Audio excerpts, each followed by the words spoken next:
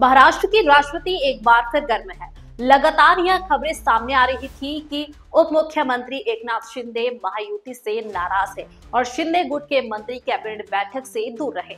लेकिन नागपुर से बड़ा अपडेट आया है। राज्य के राजस्व मंत्री और भाजपा के वरिष्ठ नेता चंद्रशेखर बावनकुले ने साफ साफ कह दिया कि ना तो नाराजगी है ना कोई खटपट। बावनकुले का दावा है कि एकनाथ शिंदे महायुति का हिस्सा है और रहेंगे। यहाँ किसी भी तरह की तनाव की बात सिर्फ अफवाह है। उन्होंने यह भी बताया कि शिंदे ने हाल ही में गृह मंत्री अमित शाह से मुलाकात की थी और वह मुलाकात राज्य के विकास के मुद्दों पर थी, न कि कोई राजनीतिक नाराजगी का संदेश। उधर नागपुर की कांग्रेस में मची गुटबाजी पर भी बावनकुले ने चुटकी ली है।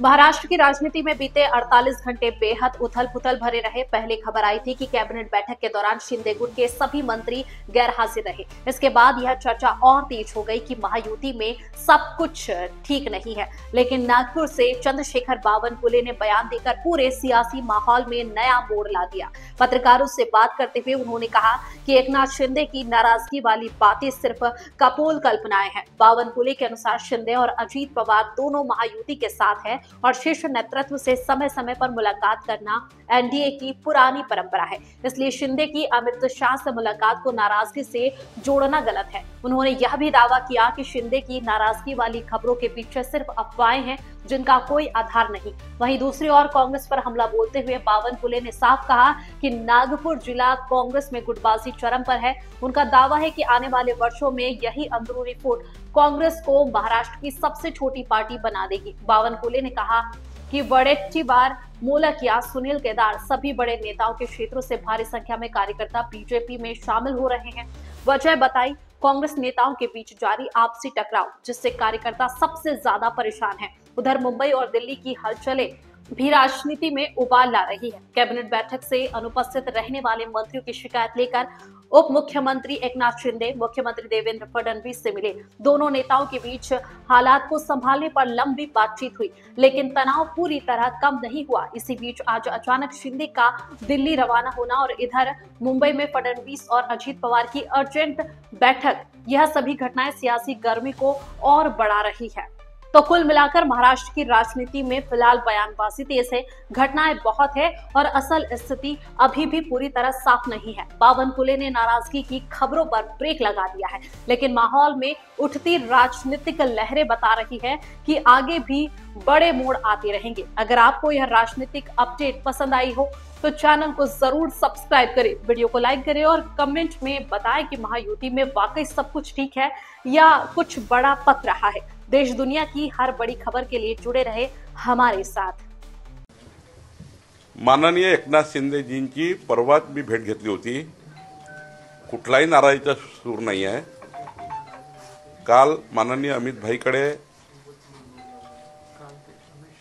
नगर विकास खातं आणि केंद्र सरकारच्या समन्वयाचे काही विषय आणि एनडीए म्हणून एक महत्त्वाचे नेते म्हणून त्यांनी भेट घेतली आणि आपली हीच एनडीएची परंपराच आहे की माननीय अमित भाई, माननीय प्रधानमंत्री मोदी सोबत आमचे एनडीएचे घटक नेते हे महिन्यात, 2 महिन्यातनं, 3 महिन्यातनं एकदा भेटत राहतात।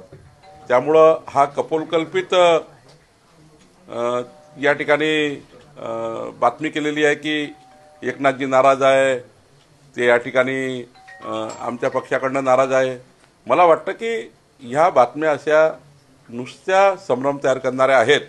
एकनाथजीचा खरा जो भेटण्याचा उद्दिष्ट होतं ते केवळ महाराष्ट्रामध्ये महायुती ही त्या ठिकाणी जसं विधानसभेमध्ये, लोकसभेमध्ये महायुतीमध्ये महाराष्ट्र 51% मतांनी आम्ही जिंकला, तसा 2/3 बहुमताने महाराष्ट्र जिंकायला पाहिजे आणि आमची महायुती ही प्रचंड मजबूत राहिली पाहिजे। विकसित भारताचा संकल्प जो मोदीजींनी केला त्या संकल्पाला महायुती उभी राहिली पाहिजे आणि देवेंद्र फडणवीसजीच्या विकसित महाराष्ट्राच्या संकल्पाला मजबूतीने आपण समोर गेलं पाहिजे। एकनाथ शिंदेची ही भूमिका आहे। मित्र पक्षांच्या नेत्यांना पक्षप्रवेश देताना काय नियम आता महायुतीत ठरलेला आहे? कारण की ती एक किनार होती की आमदार नाराज होते शिंदे गटाचे, त्याच्यानंतर एकनाथ शिंदे यांचा दिल्ली दौरा, त्यामुळे ह्या सगळ्या कयास लावला जातो। नाही, मला असं वाटतं की आम्ही वरच्या सर्व नेतृत्वाने म्हणजे देवेंद्रजी, एकनाथजी आणि अजितदादा आणि मी सुद्धा समन्वय समितीत आहे एनडीएच्या, त्या समिती हे ठरला की कुणाचाही पक्षप्रवेश करायचा नाही। पण लोकल लेवलला जेव्हा तिकीट मिळत नाही, आमचे लोक लढतात, मग त्यांना ऑप्शन आहे एकनाथ शिंदेजीकडे जाण्याचा. आता कामठी विधानसभेमध्ये किमान 10 आमचे चांगले चांगले पदाधिकारी एकनाथ शिंदेजीकडे गेले, तिकडे धनुष्यबाण घेतलं. तर आता त्यांना तिकीट मिळालं नाही. 8-8, 10-10 वर्षापासून ते वाट पाहतात आहे. त्यामुळं काही लोक एकनाथ शिंदेकडे, एकनाथ शिंदेजी काही लोक भाजपकडे, दोघांची राष्ट्रवादीकडे. त्यामुळं थोडा उडाउडी चालू आहे नगरपालिकेच्या निवडणुकी संदर्भाने. तर म्हणून काही या ठिकाणी महायुतीत गडबड झाली आहे, राज्यस्तरावर गडबड झाली आहे असं काही नाही आहे. लोकल स्तरावर मात्र काही ठिकाणी उड्या मारलेल्या आहे.